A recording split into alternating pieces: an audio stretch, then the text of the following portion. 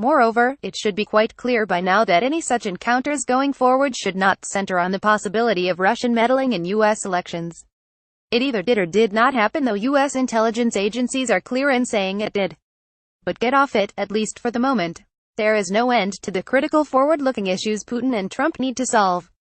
And the United States needs to be a player at this global table or cede the leadership role to autocrats of two empires that barely share any of our values.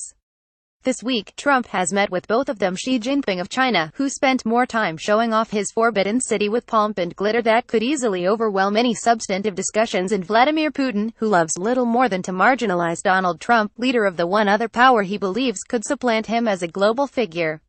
With the threat of losing global footing, why didn't Trump push for more of a meeting? There are several possibilities. First, it would have taken time away from the tightly scheduled APEC conference, where both leaders needed to make their presence felt.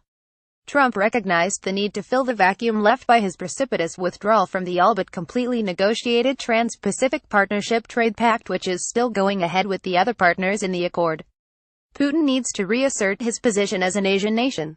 Russia's eastern extension through Siberia shares borders with the Pacific, not to mention North Korea and China.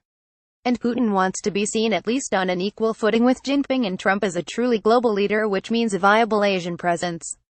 But then there's the reality that Trump, the self-proclaimed great negotiator, recognizes it's unlikely he'll be able to arrive at a good outcome with Putin, the consummate negotiator, on outstanding issues. From the other side, there is also the alternative that perhaps Putin just didn't want to give Trump any opening to look even marginally presidential. On Saturday, he did manage to sound presidential by admitting, in a gaggle on board Air Force One, "I would rather have him, Putin, get out of Syria, to be honest with you. I would rather get to work with him on the Ukraine.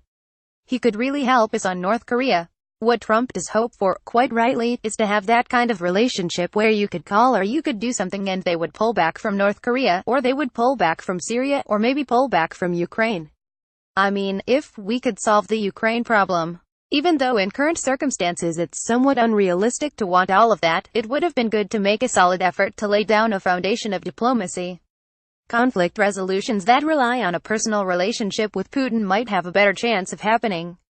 There's the issue of finally getting rid of ISIS in Syria and closing the door on its use of Syrian territory. Then, of course, there's the even thornier question of what comes next for Putin's firm ally, the murderous dictator, Bashar al-Assad.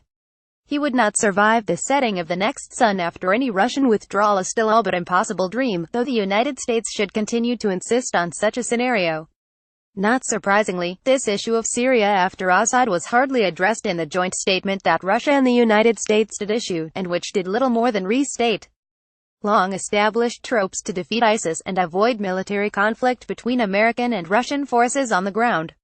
The other more intractable problems between the two countries remain. There's North Korea and what the Russians, whose main port of Vladivostok is barely 70 miles from the Korean frontier and well within the fallout zone, might be able to do in terms of strict enforcement of unauthorized sanctions against Pyongyang that even China appears finally to be implementing. Finally, of course, there's Ukraine and what comes next there. Could Russia ever be induced to relinquish Crimea or its ambitions to control vast stretches of eastern Ukraine itself? Both unlikely dreams, but nevertheless they will never be possible if they continue unaddressed.